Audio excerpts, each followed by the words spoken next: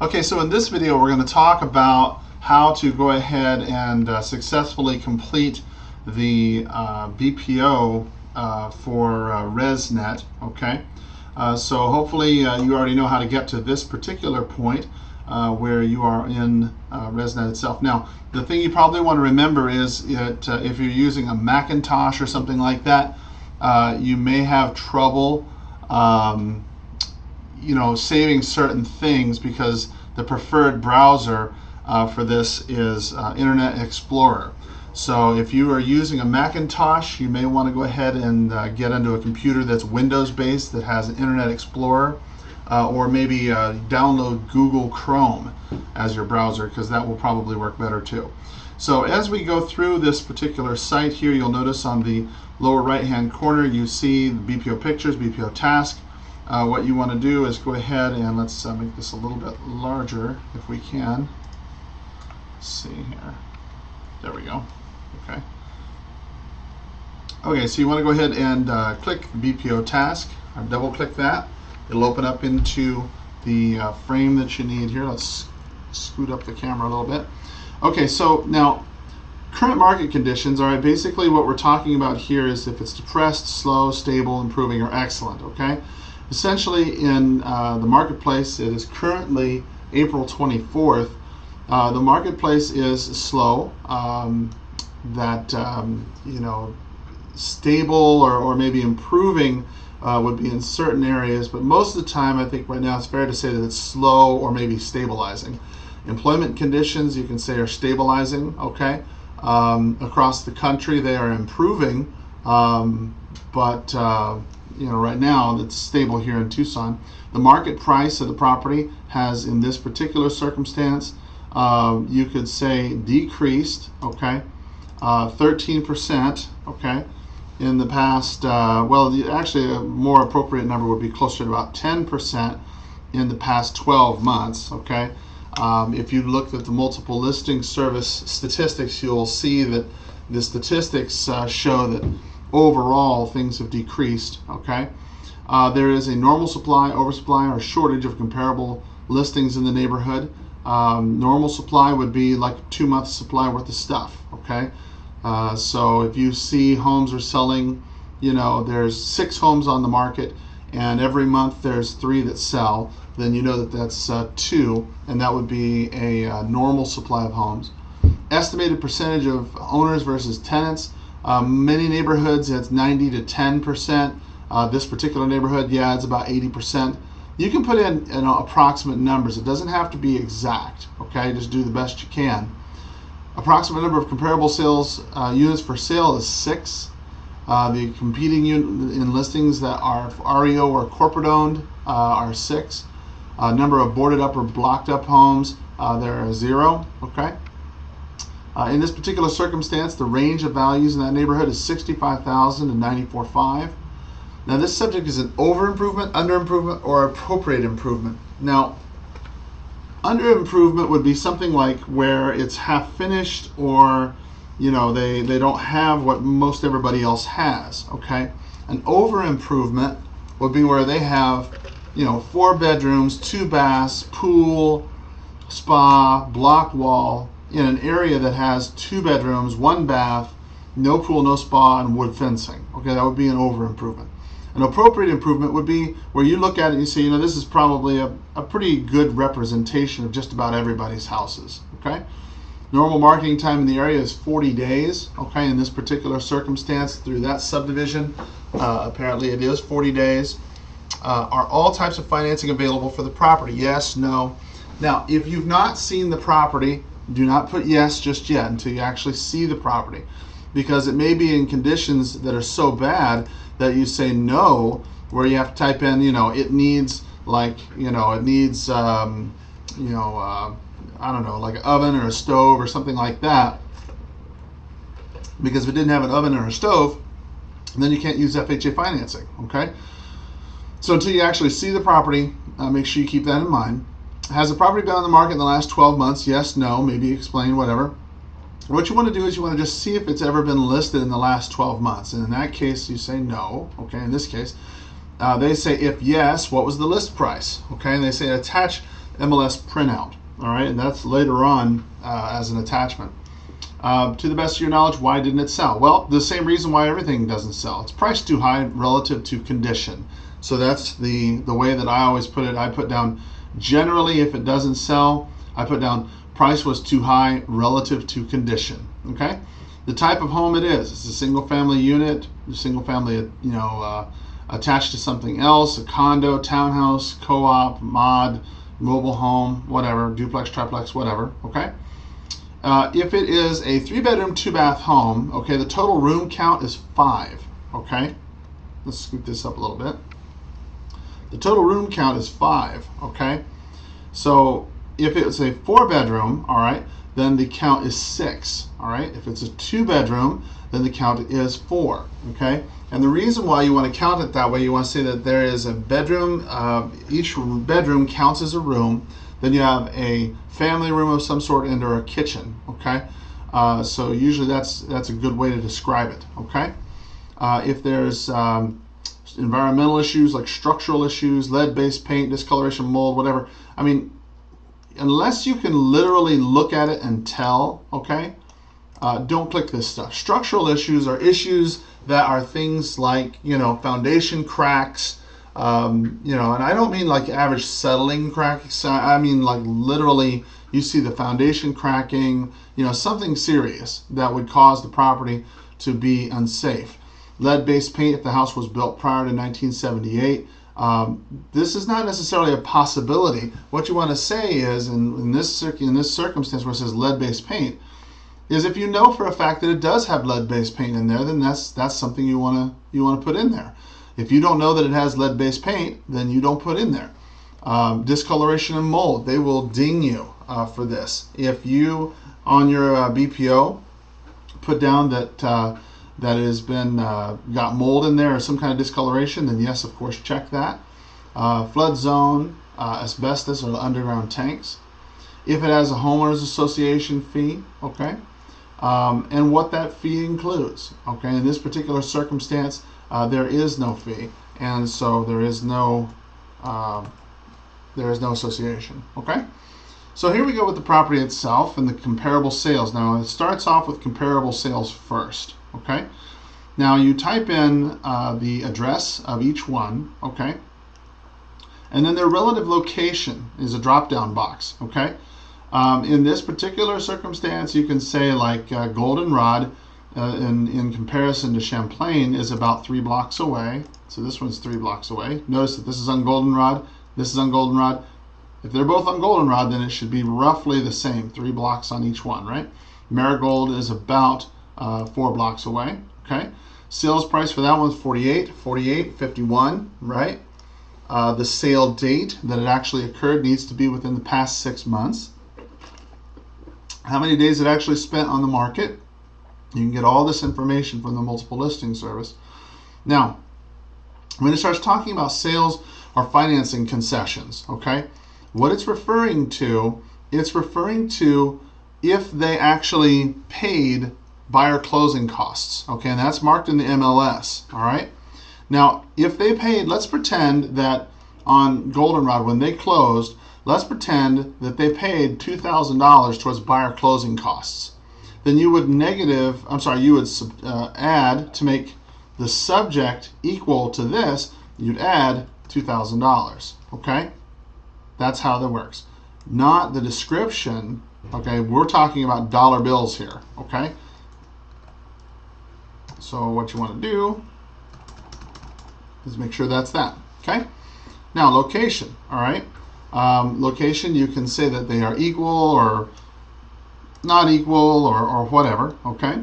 The superior, inferior, like if it's in a better location, a better subdivision like Goldenrod, this particular subdivision is about the same as Champlain, so you can say that they are all equal, all right? Leasehold fee simple. Now what this is talking about is not the type of property. What this is talking about is how they actually hold the title, okay? So in this case, this is a fee type of ownership, okay? Now, if you're not familiar with fee, basically fee is that they have complete ownership of the property. that they do not rent that space, that they don't loan the space from anybody, that they don't share the space or anything like that. Fee is a type of how they hold the actual title, okay? So fee is the correct answer there. The site value, what they're talking about here is dollars, okay? If the house was no longer there, how much would this land be worth with its improvements? Okay, and in this case, you can usually go from the title company or from the tax records, and then you can say roughly what it is. Okay, and in in lots like this, okay, if they were regular residential lots like these are, okay, then it would be about 15,000 bucks for that land all over again if you were to start all over, okay? So 15,000 would be more appropriate there, okay? The view. Now they always have to have some kind of view, even if it's not all that great, like a mountain view, city view, sunset view, something along those lines. And in this case, they all have mountain views, okay? So there's really nothing to change here. Design and appeal. Now, design and appeal really refers to the ability of somebody to look at this and say, you know, I really like this house, the floor plan's good, or whatever, okay? In this particular circumstance, we've not seen the interior of the house just yet, so, you know, but we know that it's in pretty bad shape. So we're going to start off by saying poor, and we'll come back and change it later. Goldenrod, this particular property was a fix-up property. Okay, it was about 48 grand. It was fair. And this one is also fair. And I can't tell you, you know, capitalization and things like that really make a big difference here. Okay, when you're starting to talk about property, DPOs and things like that, the asset managers that see this, okay, they make decisions based on your work product, based on your capitalization, spelling, all of those things. You know, it just makes it look clean and professional. Okay, quality of construction. Now, if the property is in a relatively, you know, good condition, the bones are good, so to speak, then you could say average. Okay, you know, most properties are going to be average. Okay, at least that's what I've sort of discovered, unless, you know, they are flat out falling down. Okay. Age, we're talking about the physical age of the property, not the year that it was built. Okay, so if it's within about 10 years, then there's really no adjustment. If you have something that is like 30 years older than the other, then yeah, that you're going to need to make some adjustments for that. Okay, condition, again, we don't know the interior just yet, but we're going to say that we know that it's poor, so we'll just start off with poor and then we'll work our way up. Okay. This one, average, it's a fix-up property, so that's fair. This is fair, and that's fair. Okay. Now, again, bedroom and bathroom count. Okay, what we're talking about here are 3 bedrooms and 2 bath, 3 bedrooms and 2 bath, 3 bedrooms and 2 bath. They are all 5 total rooms, 3 bedrooms and 2 baths. Okay. Now, square footage. All right. We see that all of these here, 1238, 1277, 1299, and 1316, are all pretty close, within, you know, say 100 feet of the actual amount. So I don't really believe that there's much of a difference that needs to be made with this. Okay. Now, I'm not sure, but I think maybe all the zeros that I'm putting in currently, they might just get, you know, wiped out whenever I save this. Incidentally, you also want to make sure that you go ahead and go to the bottom and save your work pretty frequently. Let me just click that. You want to save this pretty frequently, okay, to avoid having this kind of go bad. No, it saved it. Okay, cool. All right. So anyway, basements and below finished rooms above grade. There are very few homes in Tucson that have basements. There are some, not many, but there are some. Okay. Functional utility. Now, functional utility refers to, is this property something that many people could, you know, with work, you know, just, you know, like in this particular circumstance, property is pretty, you know, pretty nasty. If they go out and they fix it up, I mean, is it usable? Okay. In this case, yeah, I mean, they can use it. It's a 3-bedroom, 2-bath home, which is pretty common in Arizona. If, on the other hand, it has 6 bedrooms and a half bath, then, well, no, it's not really functional utility. If it has, let's say, not a lot of things that everybody else has, or stuff that would prevent it from being used in its original fashion, codes issues, things like that, then yeah, you want to go ahead and mark it down as no. But for the most part, everything else here is functionally utility, is okay. Heating and evaporative, or heating and cooling. Okay, now FAG, F-A-G, is not referring to homosexuals. This is referring to as forced air gas or forced air electric, either way. Okay. If it's evaporative cooling or AC, okay? So we can see evaporative cooling, forced air gas, central evap, and then let's see, FA something. You run out of space on this, okay?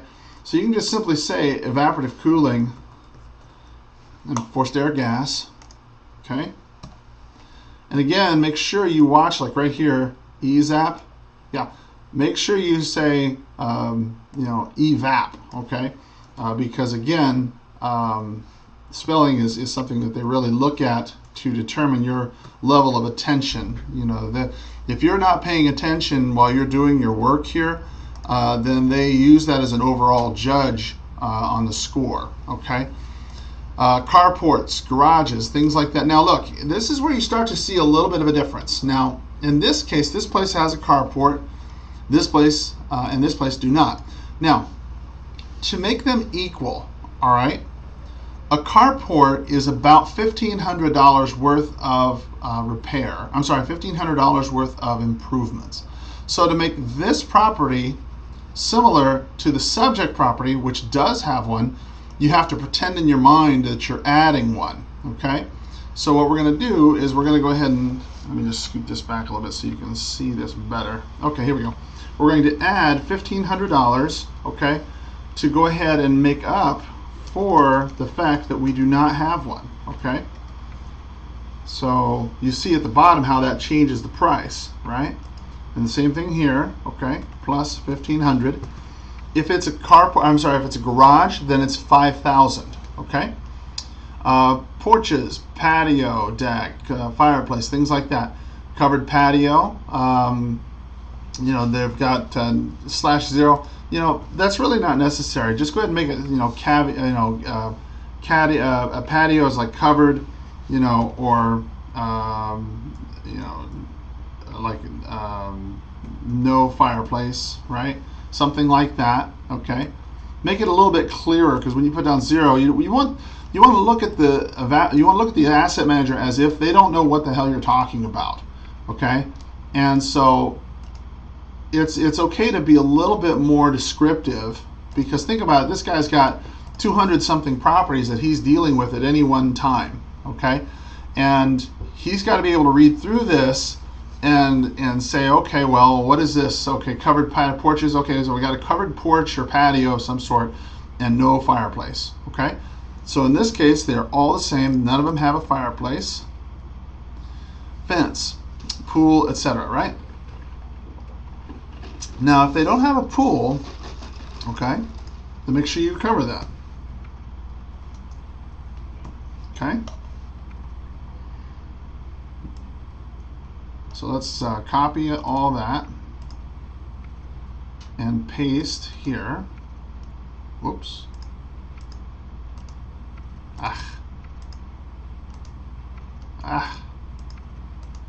That's not going to let us do it that way. Okay.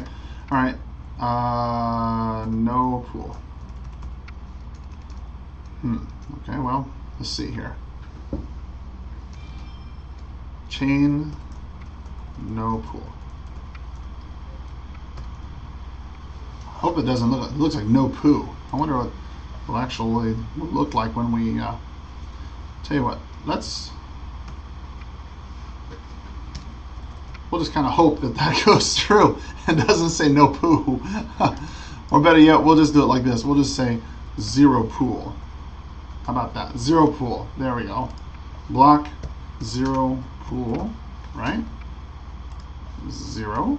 Now actually a block is a little bit more like chain, is a better upgrade than wood. Okay, so to make this equal to this, what we got to say is, okay, well, negative 1,500, because that's about how much chain link fencing brings.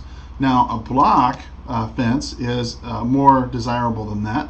So you got to say subtract 3,000 for that.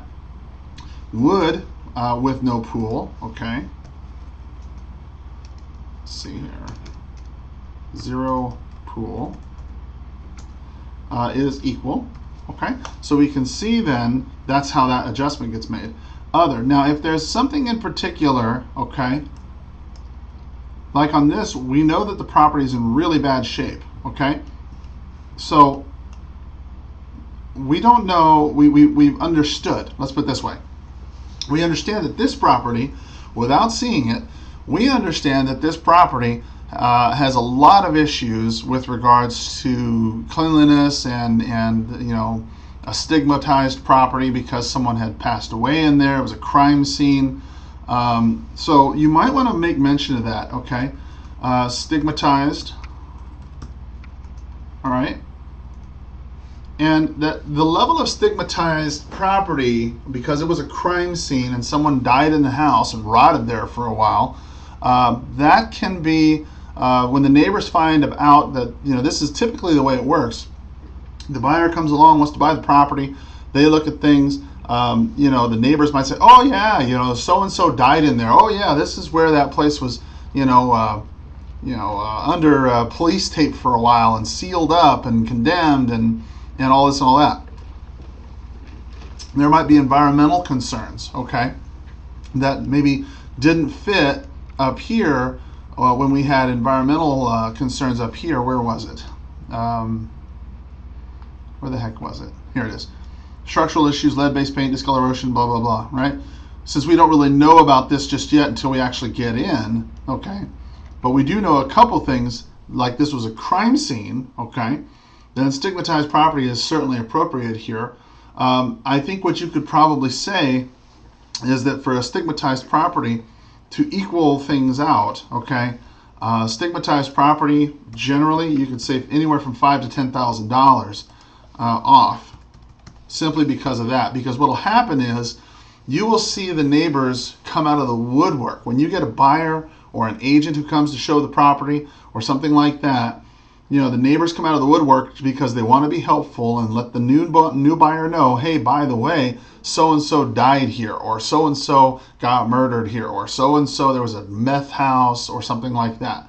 If it's drugs like meth or something like that where they were cooking meth in there, then that is most certainly stigmatized. That can be an environmental issue. So you're looking $10,000, $15,000 there sometimes.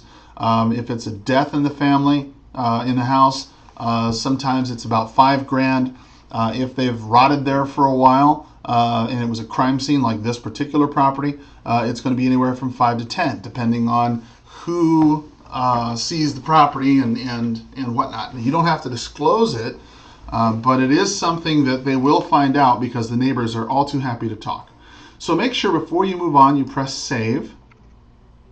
Okay, and then you go to the next page, Form 2.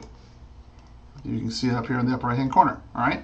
Now, what it's going to say is, okay, how do you want to go ahead and sell this property? Now, we've not really seen the property yet, so it's kind of hard for us to say. But what we can say is that, you know, for the most part, you can say minimal lender required repairs, because repaired property, you know, it's going to take a long time, all right, for somebody to go ahead, repair the properties generally if there's a lot of stuff that needs to be done, and it's just not really worth the bank's time, okay? Unless they have the things, you know, that are in relatively decent condition, and sell it as is, okay? Most likely buyer, in this particular circumstance, I'm guessing it's probably going to be an investor. I don't know. I have not seen the property yet, so we'll need to go ahead and check it.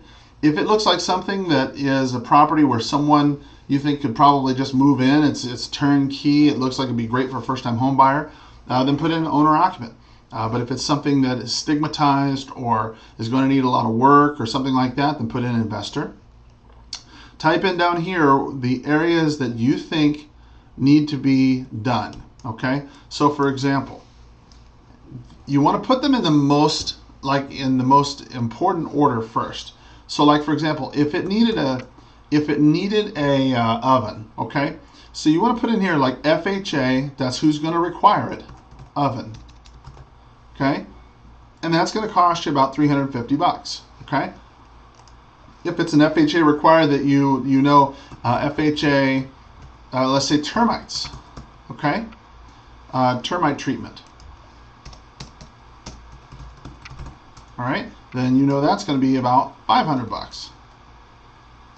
Okay. Now I'm just kind of just tossing some things out there because I don't know what this place needs, but FHA, you know, or like conventional, let's say, conventional, you know, like if it had a pool, let's say, to be filled and treated, right? Something like that, it'd be about $2,500. Okay.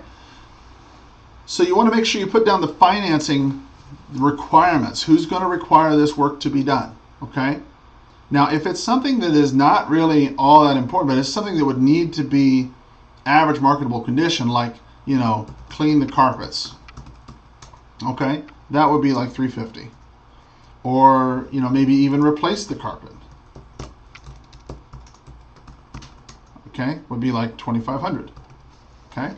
I always, unless the paint is in great condition, I always recommend interior painting. Repaint interior. That's about $2,500. If the external is bad or whatever, repaint exterior. Okay, and that would be about $2,500. If there's any woodwork that needs to be done, like fascia and soffit, okay, soffit replacements. All right, that sort of work right there is about $500. Okay. So once you put down all the repairs that you think need to be done, then what you want to do is you want to make sure you check those repairs that you recommend that they perform for the most successful. So if you know, like, this is going to require, you know, to be FHA, it's going to require an oven, it's going to require, you know, termite treatment or a pool to be filled, you know, then those are the things you want to check that you want them to do. Same thing goes for cleaning the carpets, you know, or whatever. Okay. Now, all of this stuff here, I don't know. You know, it could be, you know, it could be anything for all I know. We haven't seen the property yet, but we're just kind of filling this out so you can see it. But you see also down here, it keeps a track of what the repairs would be, and that's dependent upon these values that you put in. Okay, so let's just go ahead and remove all that, all right, because we don't know what, if anything, it needs. All right. Oops. All right, so that's that. Okay, now we go right back down to the comparable listings. Okay. Now, again, these particular properties, I know this neighborhood is about 3 blocks away. Actually, that one's about 4 blocks away. Okay. If it's an REO, corporate, or whatever, then of course make sure that you check the bottoms, the blocks there. The list price, okay, where you got the data, MLS in this particular circumstance, sales or financing concessions, okay. So what you want to do is you want to put in there, you know, if they are offering to pay $3,000 towards the buyer closing costs, so if they're openly stating in the multiple listing service what they're willing to pay, okay. Hey, we'll pay, you know, $3,000 towards your buyer closing costs, 3% towards this, or, you know, whatever. All right.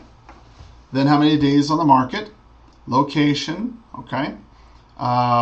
Let's see here. So all of these are 0, 0, 0, 0, 0, 0. Fee. Good. Okay. Fee. 0, 0. Site value. Okay, so once again, you see how it carries over from the first page, the value that we put in the first place, the 15,000. Okay, these are all about $15,000 lots if they had to be, you know, rebuilt. Okay. You can usually find out this amount from the tax records.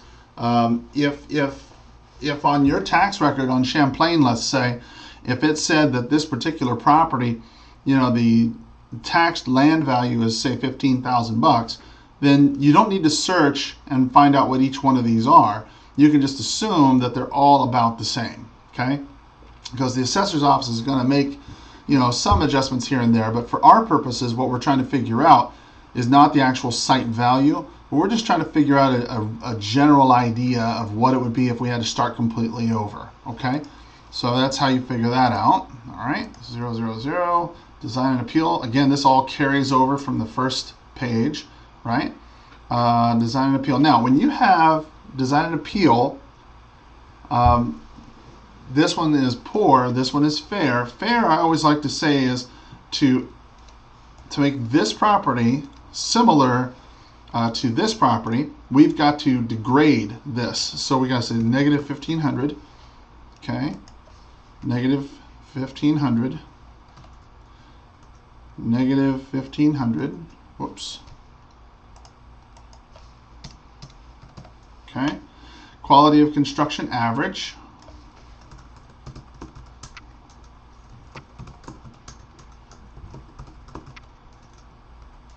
Okay, age. Now, condition. Now, again, because the condition of our property, these properties here, all right, you got to look at the MLS and kind of think this through for a minute.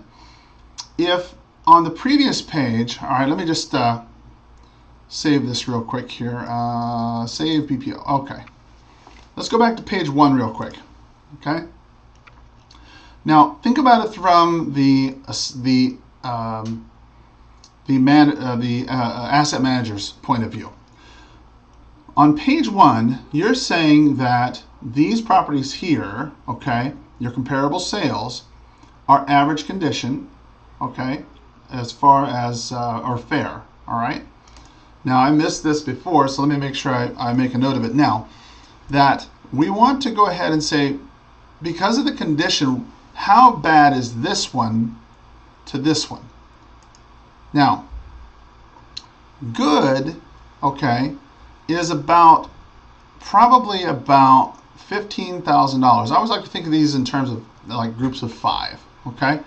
Like to make this property equal to a good property, okay, then you got to take about $20,000 off, $15,000 off, 10, 5, and equal.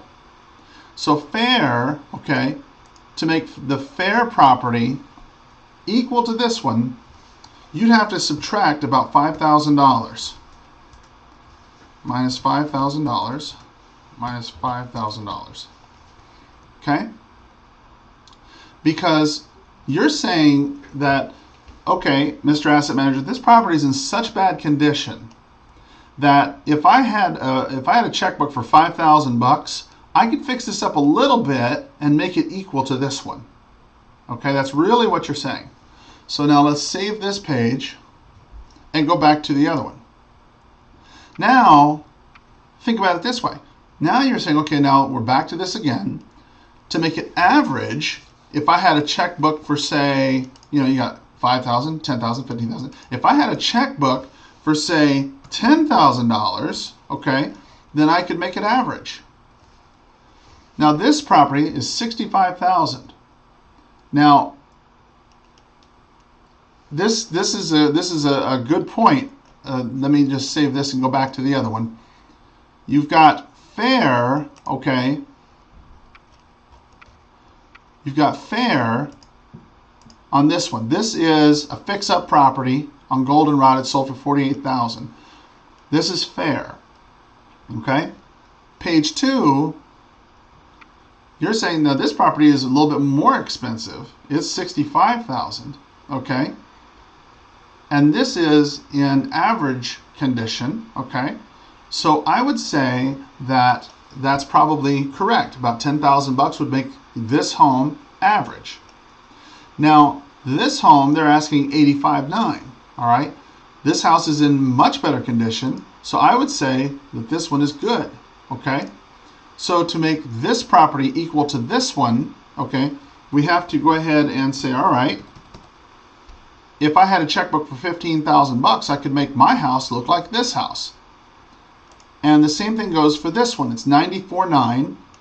They must think their house is pretty, pretty nice. So they also, to become equal, have to go down 15,000. Okay? Now, what that does is down here at the bottom, you'll see it starts to equate what you say it's worth. All right? Because if we put an average or whatever, no adjustments or anything like that, then this number is going to be this what they think that it should sell for, the adjusted sales price of the comparable should be, it'll be like $90,000, and then they're going to think, well, holy crap, maybe we need to list our home for $90,000, and it's a piece of crap. Our home's a piece of crap, right? So that's where you make these adjustments, okay? Now, if they're all 3 bedroom, 2 bath places, okay, then there you go, okay? Again, the square footage is all roughly the same. It's within about 100 or so square feet. So there's no adjustment that needs to be made. There's no basements. It is all functionally okay. It's not obsolete. All right. Evaporative, forced air, gas, except for that last one. So let's go ahead and let's copy this and paste. Copy this and paste. This one has actually air conditioning, okay? So now let's take a look at this. Air conditioning, okay, is worth about $5,000. So you want to make your home equal to this one, you got to take $5,000 off this one to make it equal to this, okay? Energy efficient items like, dual pane windows or so on and so forth, okay? If you don't notice any in there, then, then that's okay. In this case, these people have a 1-car garage, and a garage is worth about $5,000. Okay, it's a 1-car, that kind of stinks. So what they probably did was they went ahead and enclosed their garage. If it was a 2-car garage, it was $5,000, but because it's a 1-car garage, it's really only worth about $2,500 off. Okay, so what you want to think about is if I had a checkbook and I had $2,500. Could I take my carport and turn it into a 1-car garage by enclosing it? And the answer, of course, is yes. You just go ahead and frame it up. You get a garage door for $500, and whammo, you got yourself a garage. Okay, so you can say about $2,500. Carport on this one is 0, 0. Okay, now porches again. They have covered porch with no fireplace. So we'll copy that, paste, and paste. Whammo. Okay. Now, 0, 0, 0. Now, in this case, we said block, and remember what we said before, a block with no pool, we gave it a value of a negative $3,000. So you want to stay in, uniform, all right? Minus 1,500 for chain link. Combo, in this particular case, is chain link and something else. So what we're going to do is we're just going to kind of wing it a little bit, and we're going to say 1,000. Okay? Now, make sure that you put in here 0 pool. All right?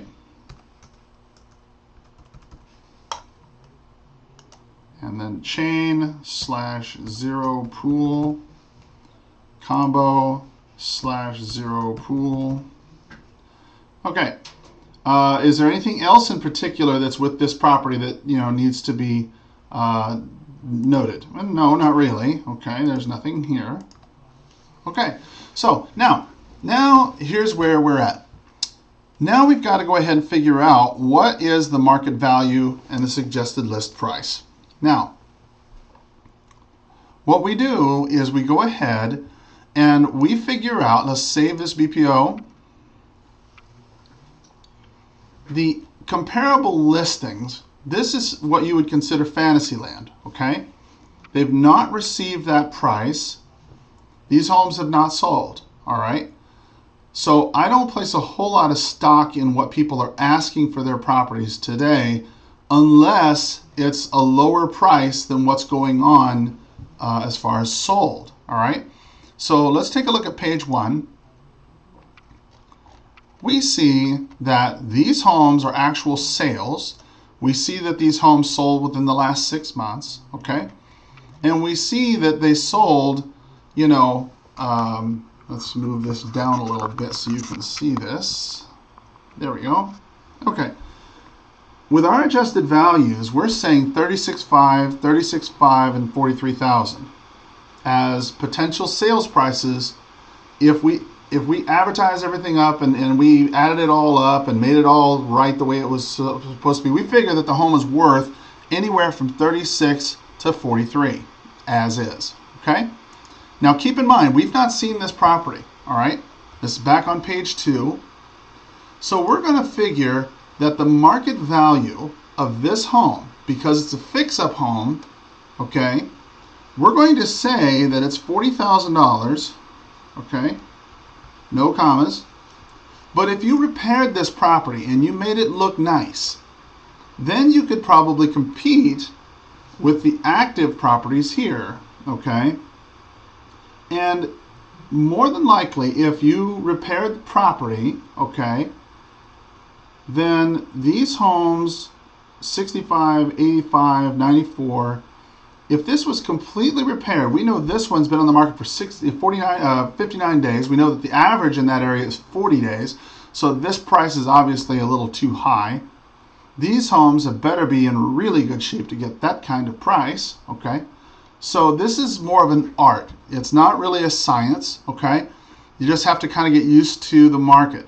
So if this was completely repaired, all right, a 3-bedroom, 2-bath home in that neighborhood, if it was in good shape, not spectacular shape, but good shape, okay, something like that's probably going to sell for about $60,000, okay? The suggested list price, I usually put about $5,000 over the top of that, okay? So in this case, we're going to say $45,000. Because it's an investment type property, I think that we would be pretty well if we sold this property at 45, okay? If we had it listed at 45, I feel pretty confident that we would be able to get 40 out of it. I don't think there would be much of a problem, okay? And again, this is all contingent upon, you know, the fact that you've not seen the property, okay? Now, what we'll just put in here in comments, okay? In comments, you always want to go ahead and state facts about the property that can be backed up by, say, MLS or, you know, specific positives, negatives, whatever. Now, for example, this particular property, because it had someone die in it, is stigmatized. So we need to go ahead and explain that, okay? So according to the Tucson Police Department, you got to reference this, okay? This property was the site of a crime and was marked off with police tape. Let's see, with police barrier. No, that's not really a good way to put it either. Was marked as This was the site of a crime and was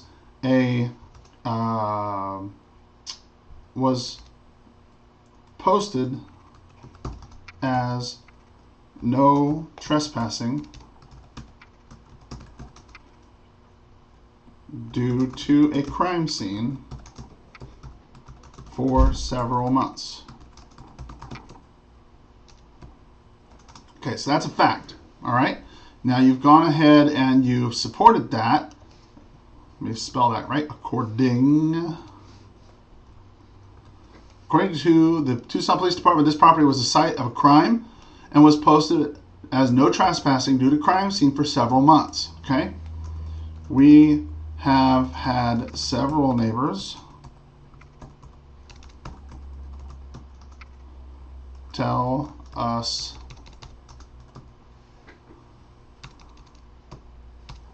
fingers can't work. Tell us about the former occupant dying in the home and laying. You got to think of a nice way to put it. You can't say, you know, rotting there for several days. You can't put that. laying in state for several days before being discovered. I believe that this will undoubtedly stigmatize this property, as the crime was widely publicized in both newspaper and television media. Okay? Now, what you're basically saying is, according to the Tucson police, hey, there was a crime, and that there was a bunch of tape, things were boarded off, couldn't go in there, everybody knows about it, all the neighbors came up and told us about this, and undoubtedly, the next buyer that comes through there is going to find out about it. And when they do, okay, they're going to want to be they're going to have some heebie-jeebies about, buying this property, okay? Now, because we don't know anything else about this particular property just yet, we're going to stop with that at that point, okay? We're just going to save it. And then once we go in, we can go ahead and fill out the rest of this section. So, that's how you complete the particular portion of the BPO. And so what we will do next is, once we gain access to the property, then we will go ahead and we'll take pictures of it. We'll put a video on the site here so you can see it. And then we can go ahead and then finish the BPO and show you how to complete it. So thanks a lot and take care. Bye-bye.